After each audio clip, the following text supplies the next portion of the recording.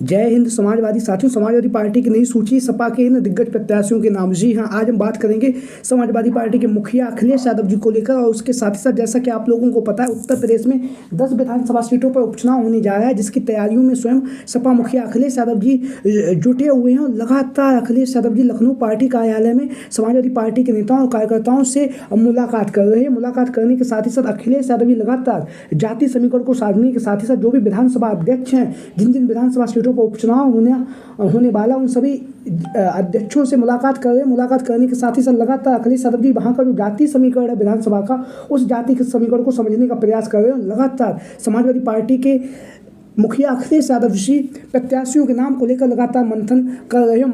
मंथन करने के साथ ही साथ अखिलेश यादव जी लगातार उत्तर प्रदेश की राजनीति में जिस तरह से उन्होंने लोकसभा के चुनाव में बेहतरीन, शानदार और उम्दा प्रदर्शन किया, उसी प्रदर्शन को दोहराने के लिए सपा मुखिया अखिलेश यादव जी एक बार पुनः अपनी तैयारियों में जुटे हुए हैं। जहाँ पर अखिलेश यादव जी एक तरफ उत्तर प्रदेश की विधानसभा में जहाँ पर उपचुनाव होने जा रहा है उसकी तैयारियों में जुटे हुए हैं, उसी के साथ ही साथ अखिलेश यादव जी केंद्र में भारतीय जनता पार्टी पर भी हमलावर हैं। लगातार लोकसभा में अखिलेश यादव जी जनता से जुड़े जो मुद्दे हैं, बेरोजगारी, महंगाई, भ्रष्टाचार को लेकर लगातार जो केंद्र की भारतीय जनता पार्टी की जो सरकार है, उस सरकार पर हमलावर है। और हमलावर होने के साथ ही साथ अखिलेश यादव जी लगातार भारतीय जनता पार्टी के खिलाफ जो उन्होंने पीडीए का नारा दिया, उसी नारे पर काम करते हुए अखिलेश यादव जी उत्तर प्रदेश में जहां पर 10 विधानसभा सीटों पर उपचुनाव होने जा रहा है, उसकी तैयारियों में जुटे हुए हैं। लगातार जातीय समीकरण को ध्यान में रखते हुए अखिलेश यादव जी समाजवादी पार्टी के नेताओं और कार्यकर्ताओं से मुलाकात कर रहे हैं। मुलाकात करने के साथ ही साथ लगातार अखिलेश यादव जी इन सीटों पर जो प्रत्याशियों के नाम को जो चर्चाएं हो रही हैं, उनको लेकर आज हम अपनी इस वीडियो में बात करेंगे। तो सबसे पहले हम बात करेंगे करहल की विधानसभा सीट से। करहल की विधानसभा सीट से जहां से समाजवादी पार्टी के मुखिया अखिलेश यादव जी 2022 के विधानसभा के चुनाव में उन्होंने 70 से 72,000 वोटों से भारतीय जनता पार्टी के जो केंद्रीय मंत्री हैं एसपी सिंह बघेल को चुनावी मैदान में पटकनी दी थी। अब जब अखिलेश यादव जी ने 2024 के लोकसभा के चुनाव में उन्होंने कन्नौज से सांसद निर्वाचित हो चुके हैं। सांसद निर्वाचित होने के साथ ही साथ अखिलेश यादव जी ने जो करहल की विधानसभा सीट है वहां से अपना इस्तीफा दे दिया है। इस्तीफा देने के बाद यहाँ पर विधानसभा उपचुनाव होना तय हो चुका है और विधानसभा उपचुनाव में समाजवादी पार्टी की तरफ से अनेक नाम चर्चाओं में चल रहे हैं। उसमें से जो पहला नाम चर्चाओं में बना हुआ है वो है तेज प्रताप यादव। तेज प्रताप यादव मैनपुरी के पूर्व में सांसद रह चुके हैं। पूर्व में सांसद रहने के साथ ही साथ लगातार तेज प्रताप यादव करहल की विधानसभा सीट पर लगातार जनमानस के बीच में पहुंच रहे हैं, जनता के सुख और दुख में लगातार शामिल हो रहे हैं। और तेज प्रताप यादव का जो नाम है वो लगातार करहल की विधानसभा सीट से समाजवादी पार्टी के प्रत्याशी के तौर पर चल रहा है। वहीं पर हम बात करेंगे करहल की विधानसभा सीट से समाजवादी पार्टी के प्रत्याशी के तौर पर एक जो नाम चल रहा है वो है सोवरेन सिंह यादव। सोवरेन सिंह यादव, जैसा कि आप लोगों को पता, 2002 से 2022 तक लगातार वह करहल की विधानसभा सीट से समाजवादी पार्टी के विधायक रहे हैं और उसमें से 3 बार वह समाजवादी पार्टी के विधायक रहे हैं। वहीं पर एक बार भारतीय जनता पार्टी से विधायक रहे हैं। इनके नाम की भी चर्चाएं लगातार चल रही हैं। वहीं पर एक अन्य नाम भी यहाँ से चल रहा है वो है ज्योति यादव। डॉक्टर ज्योति यादव के नाम की भी चर्चाएं लगातार करहल की विधानसभा सीट से समाजवादी पार्टी के प्रत्याशी के तौर पर चल रही हैं। वहीं पर हम बात करेंगे दूसरी जो विधानसभा सीट है वो कटहरी की विधानसभा सीट। कटहरी की जो विधानसभा सीट है वो अंबेडकर नगर की जो लोकसभा सीट है उसके अंतर्गत आती है और यहाँ से लालजी वर्मा जी समाजवादी पार्टी के विधायक हुआ करते थे, लेकिन अखिलेश यादव जी ने उन्हें अंबेडकर नगर की लोकसभा सीट से समाजवादी पार्टी का प्रत्याशी बनाया। प्रत्याशी बनने के साथ ही साथ वह जो सांसद भी बन चुके हैं। सांसद बनने के साथ कटहरी की विधानसभा सीट से लालजी वर्मा जी ने अपना इस्तीफा दे दिया है और इस्तीफा देने के साथ ही साथ कटहरी की विधानसभा सीट पर उपचुनाव होना तय हो चुका है। उपचुनाव में समाजवादी पार्टी की तरफ से अनेक दावेदार टिकट की दावेदारी कर रहे हैं। वहीं पर एक नाम जो लगातार चर्चाओं में बना हुआ है वो है भीम निषाद बाहुल ये सीट है। तो ऐसी स्थिति में निषाद बाहुल सीट होने के साथ ही साथ यहाँ से भीम निषाद के चुनावी मैदान में उतरने की चर्चाएं काफी तेजी के साथ चल रही हैं।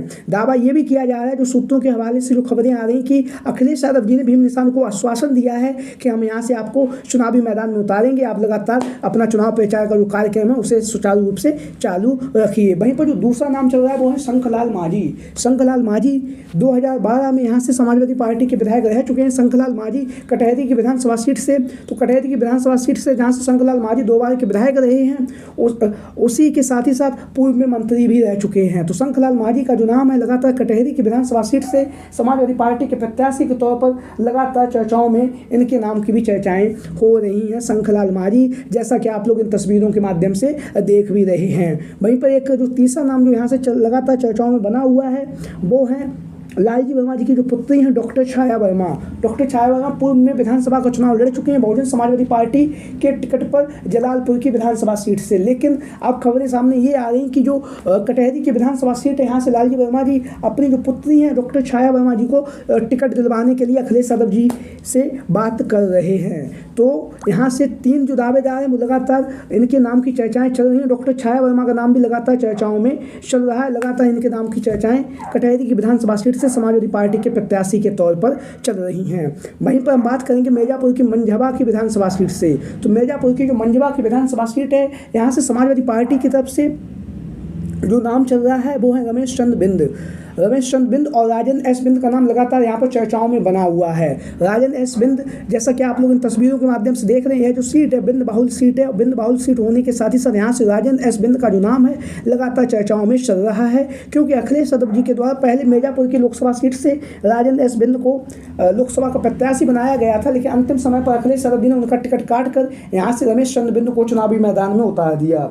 रमेश चंद्र बिंद को चुनावी मैदान में उतारने के साथ ही साथ रमेश चंद्र बिंद ने यहाँ पर भारतीय जनता पार्टी के जो प्रत्याशी थे उन्हें कड़ी टक्कर दी है। हालांकि है चुनावी मैदान में नहीं जीत सके, लेकिन यहाँ पर विधानसभा जो उपचुनाव होने जा रहा है, बिंद बाहुल ये सीट है, तो बिंद बाहुल सीट होने के साथ ही साथ यहाँ से रमेश चंद्र बिंद का नाम भी लगातार चर्चाओं में बना हुआ है। यहाँ से राजन एस बिंद और रमेश चंद्र बिंद 2 ही नामों की चर्चाएं लगातार चल रही हैं समाजवादी पार्टी के प्रत्याशी के तौर पर मिर्जापुर की मंझवा की विधानसभा सीट से।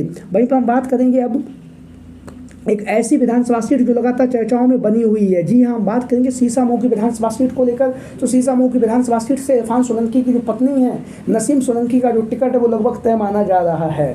नसीम सोलंकी लगातार जनसंपर्क कर रही हैं और अखिलेश यादव जी के द्वारा उन्हें दिशा निर्देश दिए जा चुके हैं कि आप जो सीसामऊ की जो विधानसभा सीट है वहाँ से आप अपनी चुनाव मैदान में उतरने की तैयारी करिए, हम यहाँ से आपको टिकट देने जा रहे हैं। तो लगातार नसीम सोलंकी का नाम सीसामऊ की जो विधानसभा सीट है वहाँ से समाजवादी पार्टी के प्रत्याशी के तौर पर लगातार चर्चाओं में बना हुआ है नसीम सोलंकी जी का नाम। वहीं पर हम बात करेंगे अब जो वो है मीरापुर की विधानसभा सीट को लेकर। मीरापुर की विधानसभा सीट से जहां पर आप लोगों को पता समाजवादी पार्टी की तरफ से हाजी लियाकत अली का नाम लगातार चर्चाओं में बना हुआ है। हाजी लियाकत अली यहां से पूर्व में चुनाव लड़ चुके हैं विधायकी का, और यहां पर जब मीरापुर की जो विधानसभा सीट यहाँ पर उपचुनाव होने जा रहा है तो ऐसी स्थिति में हाजी लियाकत अली का नाम लगातार चर्चाओं में चल रहा है। जाति समीकरण की बात करें तो जाट और मुस्लिम बाहुल ये सीट है, तो ऐसी स्थिति में मुस्लिम समाज से हाजी लियाकत अली का जो नाम है वो लगातार चर्चाओं में बना हुआ है। लगातार इनके नाम की चर्चाएं बहुत ही तेजी के साथ मीरापुर की विधानसभा सीट से समाजवादी पार्टी के प्रत्याशी के तौर पर चल रही हैं।